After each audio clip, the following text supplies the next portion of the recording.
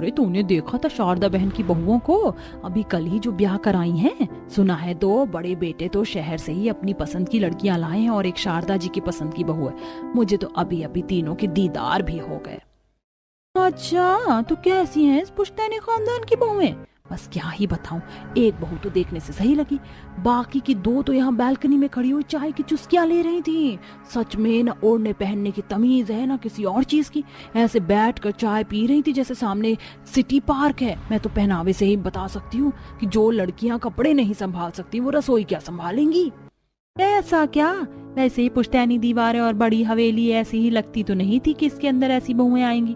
शान तो अलग ही थे शारदा देवी के।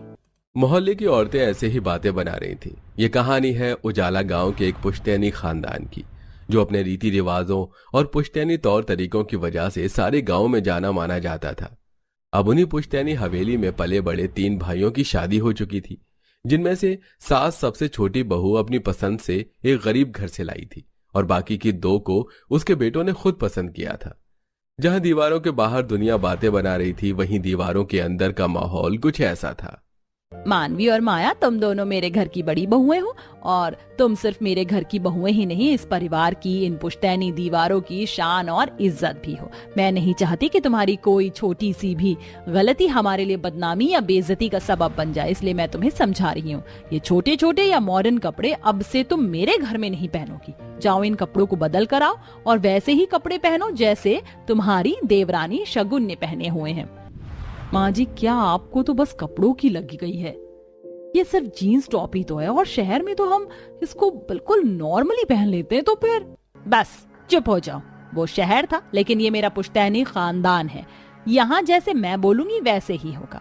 तुम तीनों को अभी रसोई में भी जाना है तो जाओ पहले कपड़े बदल कर आओ। वैसे भी ये कपड़े तुम अपने मायके में भी पहनती थी, लेकिन मेरी रसोई में अगर कोई प्रवेश करता है तो ये जरूरी है कि उसके कपड़े नए हों, इसीलिए कपड़े बदल कर आओ और उसके बाद तुम्हारी पहली रसोई की रस्म होगी। शारदा के बोलने पर मुंह बनाते हुए माया और मानवी अपने अपने कमरों में गईं और कपड़े चेंज करके आ गईं। कपड़े बदलने के बाद शारदा ने बस मानवी को रसोई में भेजा।